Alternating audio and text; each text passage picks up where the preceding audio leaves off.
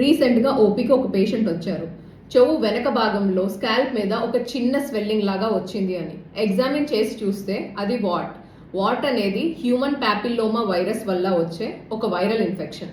ఆ పేషెంట్ని రీసెంట్ డేస్లో ఏమైనా హెయిర్ కట్ కానీ గుండు చేయించుకోవడం కానీ చేశారా అని అడిగాను. అప్పుడు ఆ పేషెంట్ చెప్పారు 1 month బ్యాక్ తను ఒక ఊరు వెళ్ళినప్పుడు అక్కడ లోకల్ సలూన్లో హెయిర్ కట్ చేయించుకున్నారంట. దాని తర్వాత ఈ వాట్స్ అనేవి స్టార్ట్ అయ్యాయి.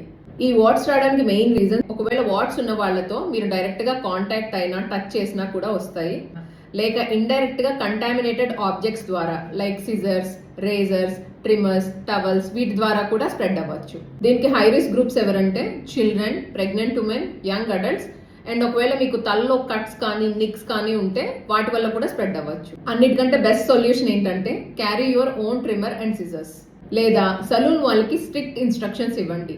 డిస్ఇన్ఫెక్ట్ చేసిన సిజర్స్, టవల్స్, ట్రిమ్మర్స్ మాత్రమే యూజ్ చేయాలి అని.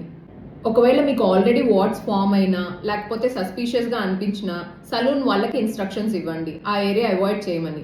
బికాస్ దీనివల్ల పక్కన కూడా వాట్స్ స్ప్రెడ్ అవ్వచ్చు, లేకపోతే బ్లీడింగ్ కూడా అవ్వచ్చు. అండ్ ఈ వాట్స్ ట్రీట్మెంట్ కోసం మీ దగ్గరలో ఉన్న ఒక బోర్డ్ సర్టిఫైడ్ డర్మటాలజిస్ట్ని కన్సల్ట్ అవ్వండి, లేకపోతే ఈ వాట్స్ మీ పిల్లలకి, మీ ఫ్యామిలీ మెంబర్స్కి కూడా స్ప్రెడ్ అవుతాయి.